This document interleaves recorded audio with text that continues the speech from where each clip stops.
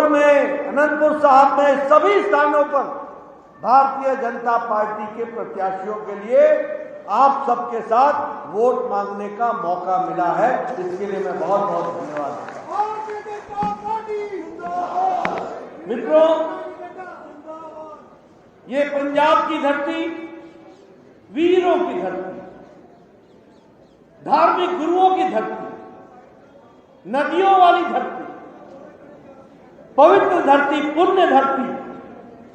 इस धरती पर आना अपने आप में एक सौभाग्य की बात होती है और देश की आजादी से लेकर देश की सुरक्षा के लिए पंजाब के वीर हमेशा बढ़ चढ़ करके उन्होंने हिस्सा लिया और यह देश, यह प्रदेश बलिदानी के लिए जाना जाता है, अपने आप का सर्वस्व न्यौछावर करने के लिए जाना जाता है।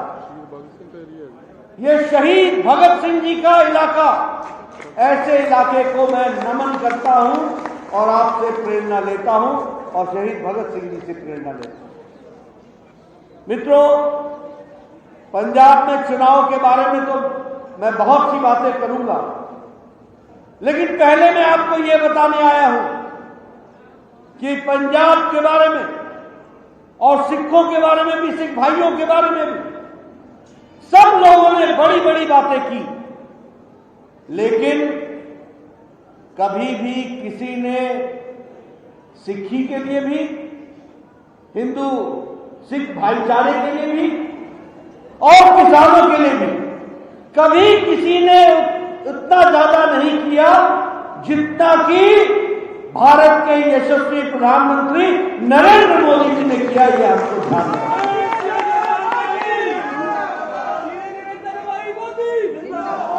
और ये मैं कहने के लिए नहीं कह रहा। आप बताइए, पंजाब, अमृतसर, हरमंदिर साहब के लिए जाना जाता है। हम सब लोग जब जाते हैं तो अपना शीश झुकाते हैं, माथा टेकते हैं, अरदास करते हैं, लेकिन आपको जानकर आश्चर्य होगा कि दुनिया भर में हमारे पंजाबी भाई, पंजाब के नौजवान, हमारे सिख भाई दिन रात मेहनत करते और हमेशा हरमंदिर साहब को मत्था टेकते हैं, लेकिन हरमंदिर साहब में चढ़त चढ़ाने के लिए, फॉरेन कंट्रीब्यूशन करने के लिए, विदेश से अरदास करते हुए वहां कंट्रीब्यूशन करने की व्यवस्था नहीं की।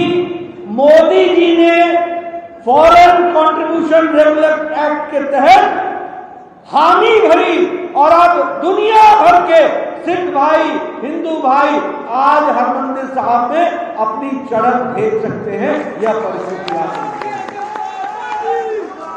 क्या इसके पहले सिख नेता नहीं हुए जो दिल्ली दरबार पहुंचे? क्या इससे पहले कोई पंजाब का नेता नहीं हुआ जिसने दिल्ली दरबार में राज किया? लेकिन नहीं, इंतजार करना पड़ा भारत के यशस्वी प्रधानमंत्री का, जिसने यह सुविधा पंजाब को दी। ये भी हमको ध्यान रखना है।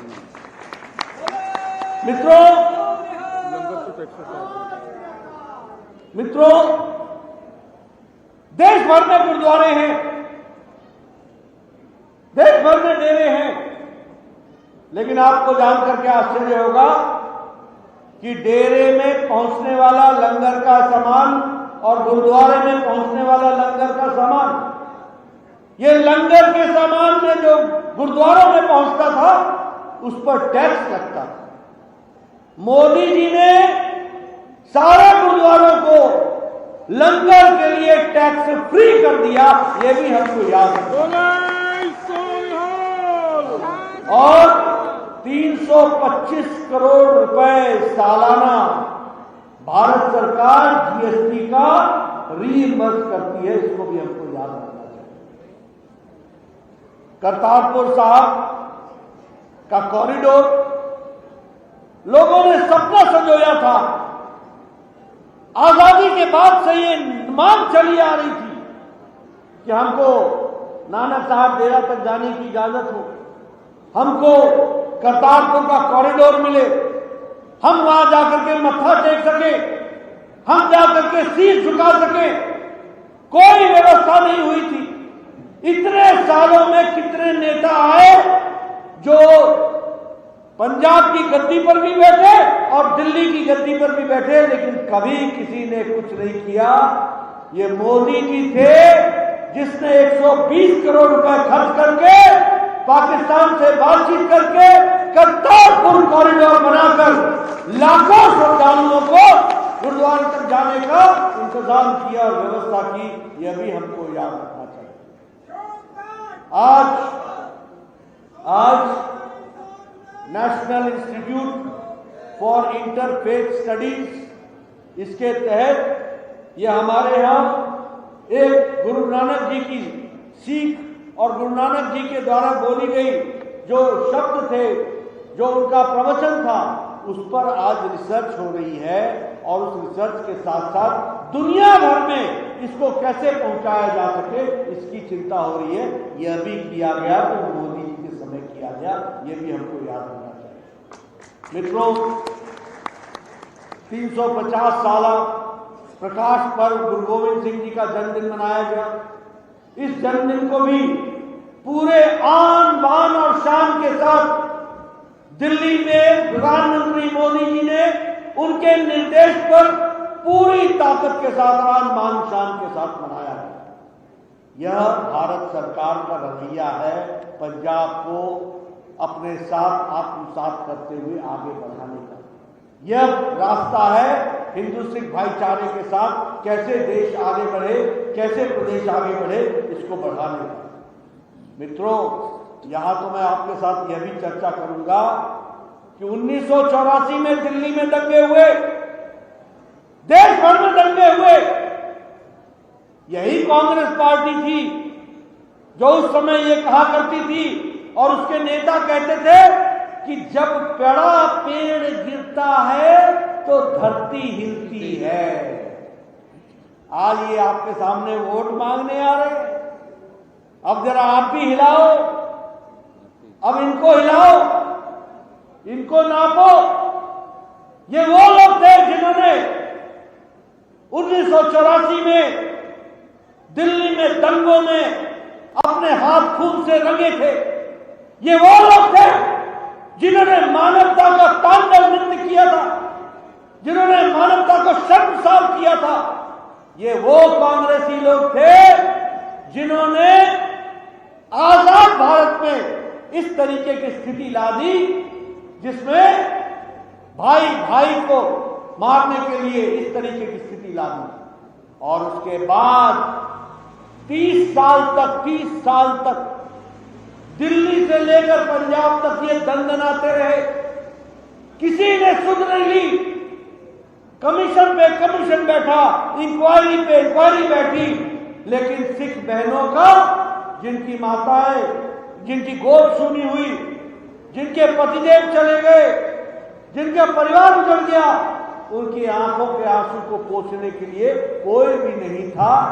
ये 2014 में जब भारत के प्रधानमंत्री नरेंद्र मोदी बने तो उन्होंने एसआईटी बैठाई और आज दिल्ली के दंगों में जिनके हाथ खून से रंगे हुए थे वो तिहाड़ जेल के पीछे हैं, उनको जेल में डालने का काम 30 साल बाद किया तो नरेंद्र मोदी जी ने किया।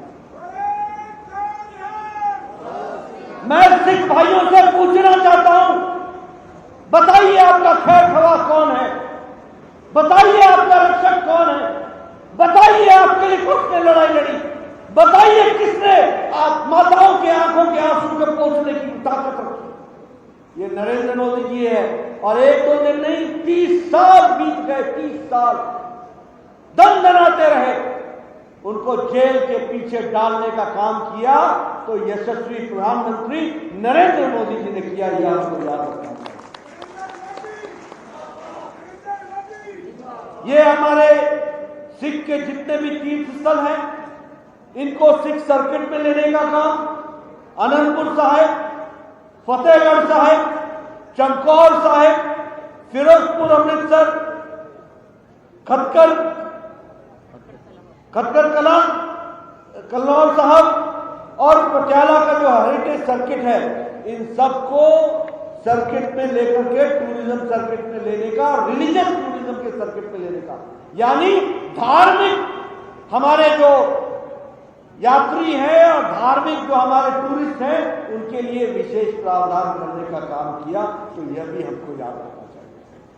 पंजाब के अंदर हमारे युवा साथियों के लिए आपके यहां 2014 में 18 लाख स्कॉलरशिप थी। मोदी जी ने यह स्कॉलरशिप हमारे सिख भाइयों के लिए और हमारे हिंदू भाइयों के लिए उसको बढ़ा करके 31 लाख कर दी है। यह भी हमको याद रखना चाहिए। 31 लाख, हर साल 31 लाख लोगों को स्कॉलरशिप दी जा रही है। लगभग 1517 नए स्कूल बने हैं। उसी तरीके से भारत सरकार ने, मोदी जी ने 2014 के बाद 6 नवोदय विद्यालय खोले हैं। उसी तरीके से 1734 नए PHC पंजाब में दिए गए हैं। वो भी हमको ध्यान में रखना चाहिए। 645 हॉस्टल बने हैं, लगभग 14 स्पोर्ट्स सेंटर बने हैं। उसी तरीके से 8820 स्मार्ट क्लासरूम्स बने हैं और 22 वर्किंग वुमेन हॉस्टल बने हैं। यानी अगर केंद्र सरकार की बात करें तो शिक्षा के लिए और स्वास्थ्य के लिए मोदी जी ने विशेष पंजाब को ध्यान में रख करके काम में जुट करके उसको पूरा किया है। वह भी हमको ध्यान रखना चाहिए।